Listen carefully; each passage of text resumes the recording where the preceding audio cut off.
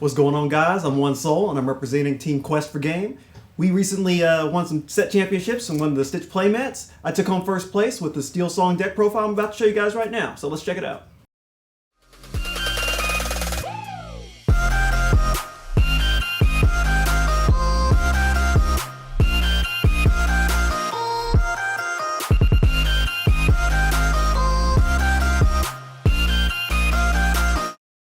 Let's run 3 copies of Lilo, the 1-drop. I like to run aggro, so I'm trying to get as much lore on board as possible. Running 3 copies of the 1-drop Stitch. I'm going to run 3 copies of the 1-drop Cinderella. 3 copies of the 1-drop Robin Hood. And those are our 1-drops. Each one of these, outside of Lilo, shift targets. Looking at our 2-drops, we got 3 copies of Wendy Darling. 3 copies of Mr. Smee, likes to hit hard, Quest for 2, and one of the MVPs of this deck. We got 3 copies of Piglet. Have extra characters on board. She Quest for 3. So good, so good. You ain't lying. Right? And before I forget, another MVP, because we run bodyguards in this build. 3 copies of Kiba. As for our main singer, we're running 4 copies of Ariel. Like the top 4 cards in your deck with 4 songs, it's too good. It's too good, especially in a Steel Song build. Running 2 copies of Benja to pop those pesky items. And going back to the bodyguards, we're running 2 copies of the Prince. Quest for 2, he has resist, keeps bodies on board long enough in order to protect your singers.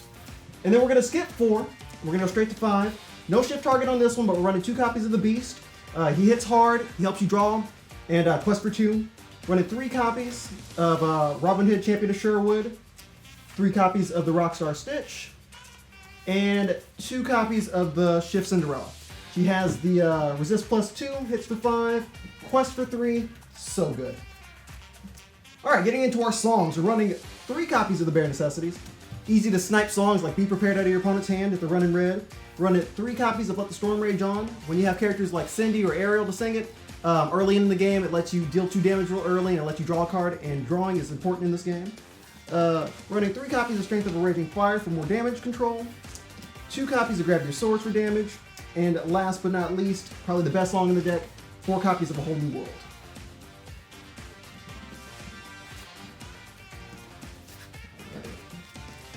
And then for tech options, I like to run 2 copies of Smash, deals 3 damage to an opposing character, 2 copies of Sleepy's Flute. Whenever you play a song, exert the item, gain a lore, too good.